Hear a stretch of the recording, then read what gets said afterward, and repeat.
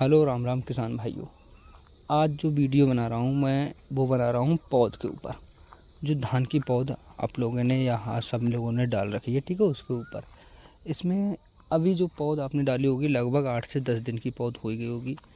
तो ये जो 8 से 10 दिन की पौध हुई है उसमें हम लोगों को क्या क्या देना है, क्योंकि पहला पानी जब लगेगा इसके अंदर तो उस स्टेज पे क्या देना है, क्योंकि समय नज़दीक आ रहा है पौध लगाने का भी, ट्रांसप्लांटिंग का जैसे कहते हैं।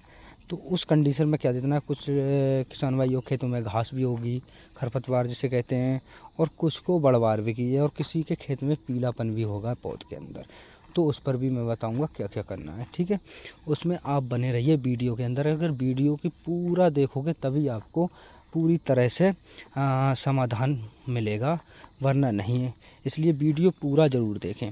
अब पहली बात आती है, लगभग पौध हमारी हो गई है 8 से 10 दिन की। अगर जब पौध हमारी 12 से 15 दिन के बीच की हो जाए और जब पानी लगने की स्टेज आ जाए तब आप पानी लगाइए।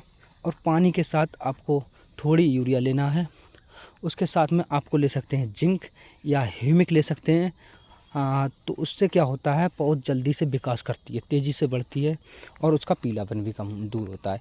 अगर आप चाहते हो स्प्रे में तो आप स्प्रे में भी डाल सकते हो, स्प्रे में भी डाल सकते हो। जैसे कि इसमें दिखा रहा हूँ मैं, कहीं कहीं थोड़ी सी पीलीपन है, ये यहाँ पर ये पीला जोपन है ऐसा वाला, ये जो पीलापन है वो आया है खुश्की की वजह से। पौधे पानी लगने में थोड़ी देर हो रही है इसमें। अब कल लोले इसमें पानी लगेगा, इसलिए मैं आपको वीडियो दिखा रहा हूँ, बना रहा हूँ।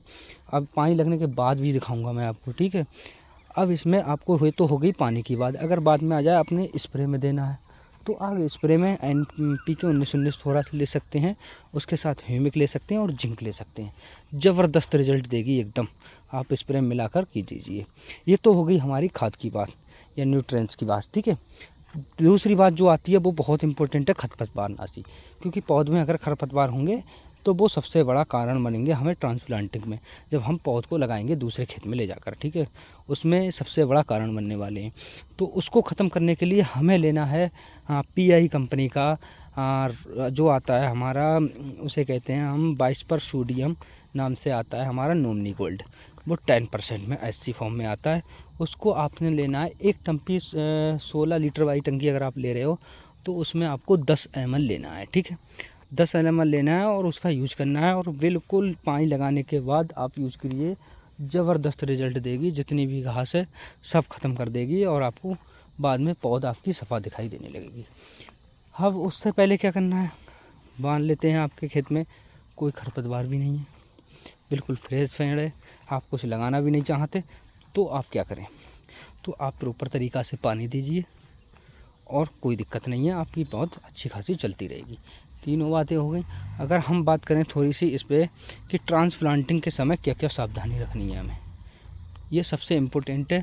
और इसका एक कारण है कि आपको एक फंगीसाइड का यूज़ ज़रूर करना है, या तो ट्रांसप्लांटिंग से पहले कर दीजिए वेड़ में ही, और या फिर आपको करना है फिर बाद में।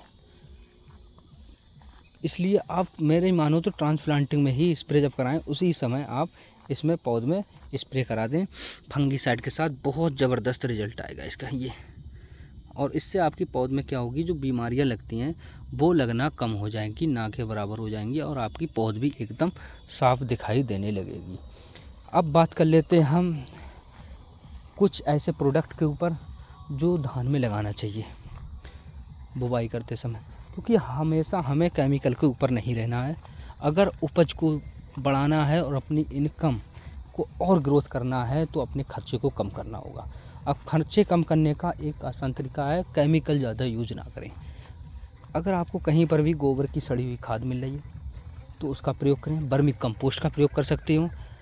जिन लोगों ने हरी खाद में ढैंचा है, सनैया अगर वो बोई है तो उसका बहुत बढ़िया रिजल्ट है। हमारे खेतों में नाइट्रोजन फिक्सेशन बहुत बढ़िया भूमिका होता है, मिट्टी खुल जाती है एकदम, वायु संचार बेहतर होता है, जल का रिसाव बढ़िया होता है। इसलिए आप ज़्यादा से ज़्यादा यूज करें बायो फर्टिलाइज़र का।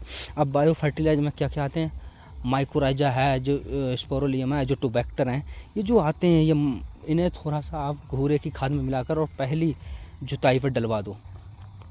पहली जुताई पर जो डालते हैं उसमें डाल दो आप, और फिर बाद में उसकी जुताई कर दो। खेत तुम्हारा रेडी हो जाएगा और एकदम ज़बरदस्त रिजल्ट मिलेगा उसका, ठीक है।